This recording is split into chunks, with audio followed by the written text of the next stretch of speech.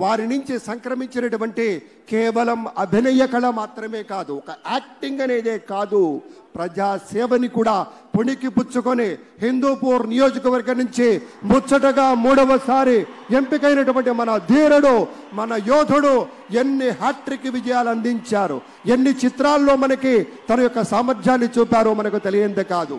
అదొక్కటే కాదు పెద్దలారా, బాలయ్య బాబు గారి గురించి చెప్పుకుంటే బసవరామ తారకం ట్రస్ట్ పేరిట ఆయన అందించేటువంటి సేవలు అనుపమానం, అద్భుతం. క్యాన్సర్ వ్యాధితో బాధపడుతున్నటువంటి అనేక మంది ఆర్తుల్ని రక్షించడం కోసం బసవతారకం ట్రస్ట్ పక్షాన విశేషమైనటువంటి రీతిలో సేవలు అందిస్తున్న బాలయ్య బాబుకి జై. అలాగే మన తమిళనాడు నుంచి ప్రత్యేకంగా విచ్చేసినటువంటి గౌరవనీయుల శ్రీ రజనీకాంత్ గారు విచ్చేశారు, నిరాడంబర యోధుడు.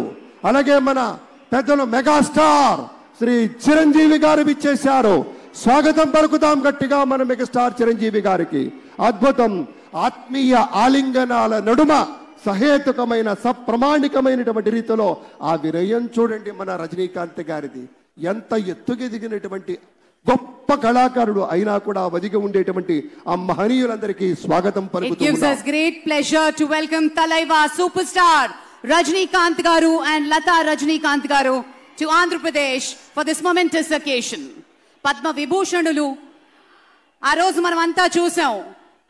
పుత్రోత్సాహం తండ్రికి ఏ విధంగా ఉంటుందో మనకి తెలియదు, కానీ సోదర ఉత్సాహం ఆ సాష్టాంగ నమస్కారంలో మనం అంతా వీక్షించాం.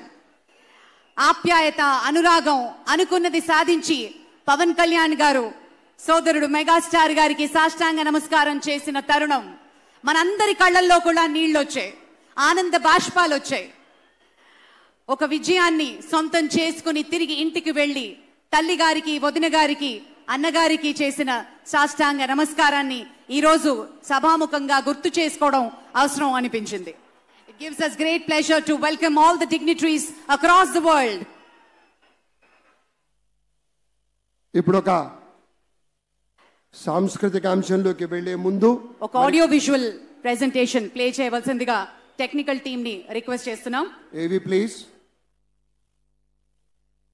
ప్రజల నుదిటి రాతను మార్చిన నాయకత్వం శ్రీ నారా చంద్రబాబు నాయుడు. చిత్తూరు జిల్లా నారావారిపల్లెలో శ్రీ ఖజ్జూర నాయుడు, శ్రీమతి అమ్మనమ్మ దంపతులకు 1950 ఏప్రిల్ 20న జన్మించారు శ్రీ నారా చంద్రబాబు నాయుడు గారు. విద్యార్థి దశలోనే నాయకుడిగా తన ప్రస్థానాన్ని ప్రారంభించిన చంద్రబాబు గారు 28 ఏళ్ల పిన్న వయసులోని చంద్రగిరి శాసనసభ నియోజకవర్గం నుండి ఎమ్మెల్యేగా గెలుపొంది రాష్ట్ర శాసనసభలో అడుగుపెట్టారు. 30 ఏళ్ల వయసులోనే ఆంధ్రప్రదేశ్ రాష్ట్ర చలనచిత్ర పరిశ్రమ, పురావస్తు శాఖల మంత్రిగా బాధ్యతలు చేపట్టారు. 1995 సెప్టెంబర్ 1న ఉమ్మడి ఆంధ్రప్రదేశ్ ముఖ్యమంత్రిగా ఆయన ప్రమాణ స్వీకారం చేసే నాటికి శ్రీ నారా చంద్రబాబు నాయుడు గారి వయసు 45 ఏళ్లు.